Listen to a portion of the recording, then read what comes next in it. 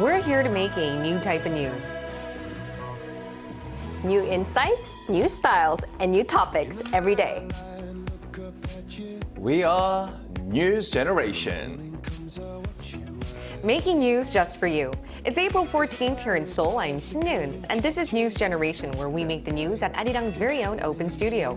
Every morning, we'll discuss the top issues and latest current affairs affecting people in their 20s and 30s. Joining me in the studio is Nal Song. Happy Friday! Happy Friday! And Park Ki-hoon. Thank you for having me. Happy to have you here. And both are here to speak on behalf of people in their 20s and 30s. Now, we're going to start with our news feed, a news feed that covers different hashtags and news items that have been trending on social media over the past 24 hours. We'll start with the first item. The government on Wednesday has decided to reflect school violence records and regular college admissions starting from 2026.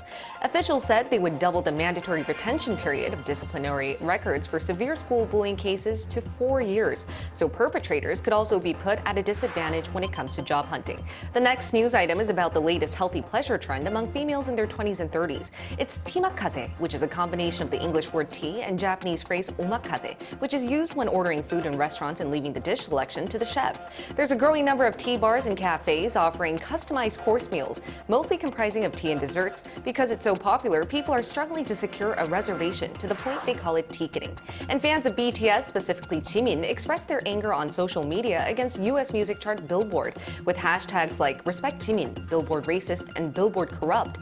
Fans accused the American music chart of deleting 100,000 units of sales for Jimin's latest single, Like Crazy. Now, this comes after Jimin fell from the top of the chart to number 45, the biggest single week drop ever. Now, why don't we talk more in depth about the third news item? While Jimin's Like Crazy continues to be up in the top 5 of Billboard's global list, BTS's fan base ARMY is upset that the music charts allegedly plan to stop the singer from topping the charts again. Fans said Like Crazy sold around 120,000 units, but Billboard reported that the song sold under 15,000. Now, as of now, Billboard hasn't made any comment on the matter, and no concrete evidence pointing to Billboard committing foul play has been revealed. Now, here in the studio, what did you guys think about this news item? Well, numbers and figures do matter, but, I can fully understand why Jimin's fans were furious at the drastic drop from the Billboard charts. As a fan, it's a given fact that you want to see your favorite artist do well, and one way to see that is through the ranks in these music charts. Right. But, whether it's foul play, act of racism, or overheating of interest from the other party, we'll just have to wait and see until the truth comes out before we jump into any kind of conclusions. But what about you, Niall? It's not the first time that BTS ARMY has raged at Billboard and claimed that it was quote-unquote racist, because last year Billboard accidentally swapped Suga, the member Suga's picture, with another Korean artist. Right. So what did you hear? What did you think when you heard this news? Possibly this is a possibility, what the fans are speculating right now. But I just want to point out, I just kind of want to redirect the attention towards, the positivity. The music should be able to speak for itself. Definitely. The album, the single, whatever it is. People don't talk, when they talk about Michael Jackson's Billie Jean, they're not like, oh, it made, Billboard charts for however many weeks, they just sing the song. And I feel like if Jimin's song really is that great, as, all the fans love, it'll speak for itself, and only time will tell. But I do understand both sides. I feel like numbers and figures are important, especially for fans, because we want to see our, biased artists do really well in terms of all these realistic, numbers. Understandable. And that was our news feed for this Friday. Speaking of BTS's Jimin, today we're going to be talking about K-pop, more specifically analyzing why K-pop is so popular around the world. Take a look at the screen to find out more. A few weeks back, BTS member Jimin rewrote history. He became the first South Korean solo artist to top the US Billboard Hot 100 singles chart. All thanks to his latest single, Like Crazy, from his first official album, Face. While Jimin shook the hearts of international fans, he couldn't land #1 on Melon, Korea's top music chart. Which brings us to today's discussion questions. 1. K-pop has been garnering a lot of global fans throughout the past few years. What's so appealing about K-pop to foreign fans? 2. Why do some K-pop artists do even better overseas than here in Korea? 3. How do young Koreans feel about K-pop success overseas? So a few weeks back, a member of the K-pop group BTS swept American music charts. Jimin topped the US Billboard Hot 100, but I hear this K-pop artist performed really well in other global charts too, right now? Yeah, with his album, he also got on the Spotify global charts #1 and Oricon, which is the charts in Japan. His album Face, it was selling 225,000 copies and it went #1. And for first K-pop artist, he was the first ever to sell over 1 million copies on the day of its release, according to Hanto Charts. Right. And of course, iTunes chart, he was #1 in more than 63 different regions. Not only that, Jimin was picked #1 as a K-pop idol of the year for 2 consecutive years. Wow. From a global voting site called Dabeme. And on top of this achievement, in the website Urban Dictionary, he was registered as the king of K-pop. Yes. Yeah, wow. Living up to his title of the K-pop frontman. So, it's no exaggeration to compare him as the Michael Jackson of K-pop. And speaking of voting, I think we should hold a voting poll as well. For what? To vote for Arirang TV's Panelist of the Year. Wait, what if Vote no for one me, votes? #1, Ki-hoon. What if no one votes? I'll vote for myself. I'll be just happy with one vote. Guys, leave a comment. Send some encouragement for Ki-hoon right here. He wants to be the panelist of the year. I'll vote for you. I'll vote for you too. You have 3 votes. But anywho, it's not just BTS that has been taking the world by the storm. We've seen other K-pop stars do that. So go through some of them for us now. Yes, this is the history of K-pop. If you guys know anything about K-pop, Wonder Girls actually was the first to make it into the American Billboard 100 with Nobody. Nobody but you.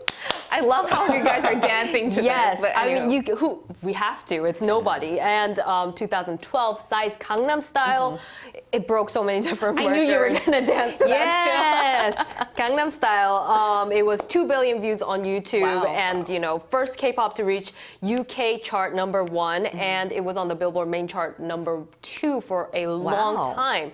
And since then, it's history. Blackpink, BTS, they've been on the chart of, Billboard since 2017, 2018. And BTS, of course, has 6 different singles that was on #1 Billboard for many, many weeks. And Blackpink Lisa, recently, she got the award for the Best K-pop Award from the Right. MTV Music Video Award. Wow. And now Jimin, he's written a new record. And K-pop stars are definitely breaking records, not only here in Korea, but abroad. That's why I sometimes feel very proud to be Korean, because K-pop is so popular. It's definitely promoted South Korea's image. But what do you guys think are the pros behind K-pop's massive global popularity? And I am aware there's 2 sides to every story. There may be some drawbacks too, right? Yes. I want to take the pro because I feel like I personally benefited from this. I grew up in a country where people didn't know much about Korea. I grew up in Morocco, and when I was growing up, there were very, very few people, maybe the top 0.0 something percent who knew like Super Junior, but it's really rare.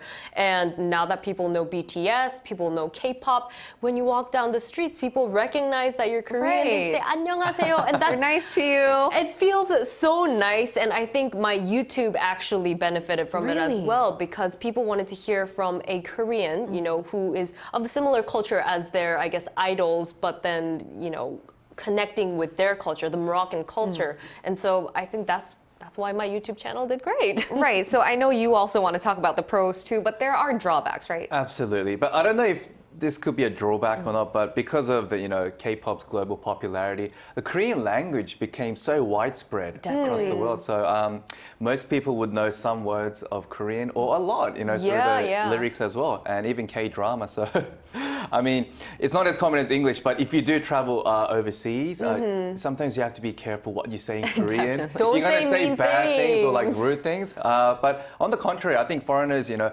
accept you and appreciate you a little more if you say you're from South Korea. Right. Yeah. And I realized, when I played soccer back in 2002, when the World Cup was happening in Korea, just because my surname was same as Park Ji-sung, they would just call me Park Ji-sung. And then it led on to, Psy's Gangnam Style, and then, of course, now BTS. So, like what Yen said, I'm very proud to be a Korean. Yeah, and it's not just K-pop. We see K-dramas that have done. Yeah. And I know you have the same name with the main character from Squid Game too. 기훈이 형! 기훈이 형! 기훈, yeah.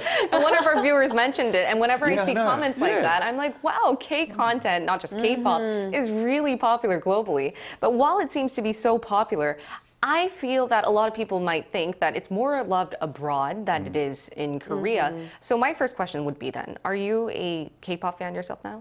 You know, I do enjoy K-pop. I like the K-pop charts. I try to keep up as much as possible, but I cannot compete with the level of passion and the enthusiasm that the foreign fans have for, you know, K-pop. And, you know, they stand in line, they do their, what do you call it, the ticketing, Yes. and you have to click like Right. crazy. The merch, the videos, the covers, I have so much respect, but I almost feel motivated to learn more about K-pop so that if they do talk to me about it, that I could connect with them better. And Right. so it goes back and forth, and I think it's a great thing. Definitely. And Q, do you think K-pop is more popular among foreigners than Koreans? Yeah, I mean, it is definitely more popular among foreigners compared to Korea. And to be honest, I don't listen to as much K-pop idol music as I used to before. But mind you, when I was in my teens, I used to be a diehard first generation K-pop idol fan. So I'll get my hands on these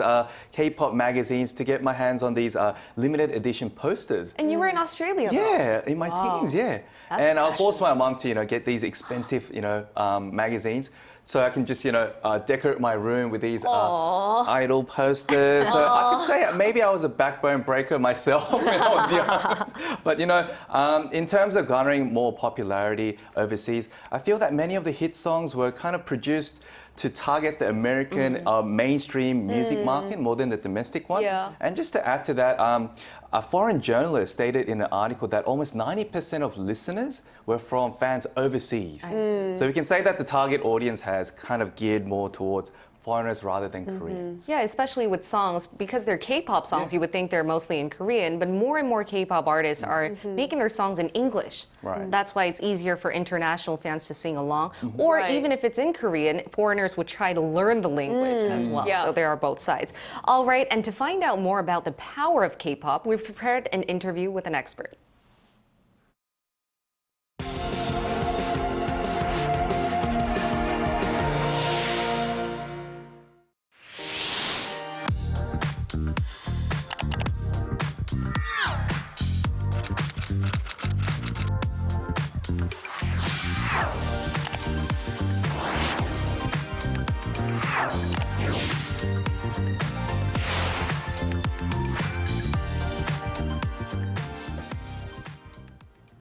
To find out just how influential K-pop is and what makes this genre so appealing to the rest of the world, we've prepared an interview with a media executive with special expertise in Korean music entertainment. It's Bernie Cho, the president of DFSB Collective, which works mostly on exporting Korean music worldwide.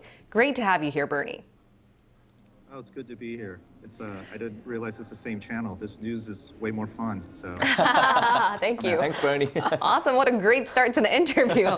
Now, Bernie, you're the president of DFSB, which specializes in exporting Korean music, and you've been in the music entertainment industry for years now. So you must have witnessed how far K-pop has come. And in that sense, how significant is it to see a K-pop solo artist like Jimin top the Billboard charts? yeah, I mean, to really sort of kind of put things in context, I started in the music industry last century in the 90s. Wow. And so, you know, in terms of the leap that K-pop has come so far so fast in just really a short amount of time is truly impressive. And, you know, what I love about the fact that Jimin being the first K-pop solo artist ever to go #1, he didn't go #1 on the Billboard Hot 100 for just one reason alone. I think there are multiple reasons that we should point out, but more importantly, celebrate. You know, as your earlier commentators had mentioned, he hit #1 on the digital sales chart. He hit #1 on the Artist 100 chart. And I think for me, what makes this particular accomplishment all the more astonishing and amazing is the fact that in addition to Jimin, he had some company with his fellow bandmate J-Hope, but also Jisoo from Blackpink. So much so that right now this week here in the US on the digital sales album chart on Billboard, 10% of the top 50 songs in the US on the digital singles sales chart are K-pop. And so Wow. it's Wow. so it's just utterly, absolutely amazing that K-pop is not only done so well. We can celebrate not just bands that start with the letter B, BTS and Blackpink, but this particular week, for some weird, odd reason, we can celebrate the solo efforts of artists whose letters happen to start with J, Jisoo, J-Hope, and Jimin. It's the lucky J. I love that. I love that. And I'm so proud to hear that 10% are all from Korea.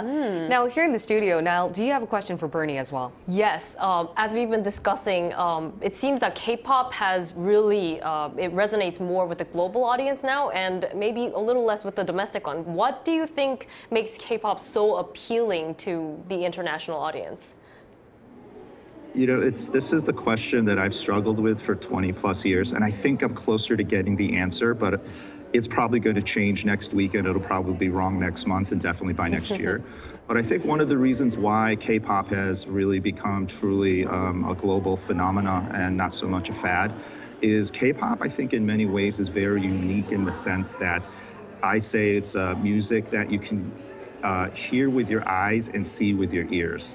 It's an incredibly visual experience, so much so that, whatever gets maybe lost in translation lyrically, I think is interpreted and expressed visually. And so for a lot of fans of K-pop, K-pop is very much both an audio and visual experience. And then I think the other reason why K-pop has found global success is, obviously, we have a lot of songs that are multilingual. We have a lot of members who are multicultural.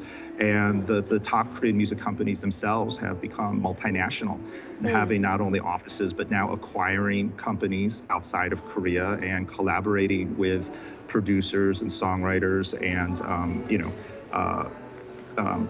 companies around the world. I think what's really fascinating now is because all the top Korean music companies are publicly traded on the Korean Stock Exchange, they now are making promises to their investors, which I think the fans are going to benefit from. And I'm sure, we've seen and we've heard and we've more importantly talked about a lot here on Arirang TV is the fact that now the top Korean music companies have thrown down the mantle to say that they're basically going to adopt a new 3M strategy. No longer is it going to be just multilingual, multicultural, multinational, but the new 3Ms are multi-genre, multi-producer, and the third one will come to me. But it's the third one is, here we go, multi-label.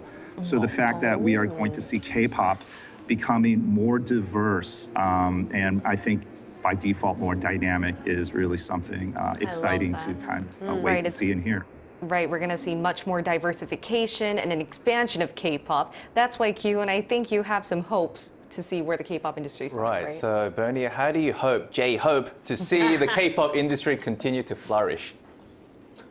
Oh, that was low-hanging fruit. I knew you were going to hit that one. But, I think for me, what's really awesome to see is usually in the past, historically and traditionally, if a solo artist were to find success, it's usually sort of in the aftermath of a bad, ugly breakup. Usually these solo artists, they leave their bands for a wide range of reasons, often not good, not great. But what I love about this new trend and this new wave, and I think this particular week really highlights and spotlights sort of an interesting kind of pivot and turning point for the industry, is the fact that these top Korean music companies, but more importantly, these top Korean music artists are finding success simultaneously, both being in a band and as a solo artist. They don't have to choose one or the other. They can actually do both. And so I think it's, for instance, Jisoo right now, I mean, she's just having a moment. She's on a sold out world tour. She's killing it on runways in Paris. She's, just doing it on the arenas. And now she's got, the top single right now and a top album. And so, seeing her as well as all the members of BTS finding this simultaneous success, I think is an incredibly healthy trend, and I hope to see more and more of it. Definitely. We're seeing more K-pop artists do even well outside of the band. We're soon going to be seeing BTS's Suga release his album too. So thank you so much for your insights today. We learned so much from you. Yeah. Likewise from you guys. All right, thank you.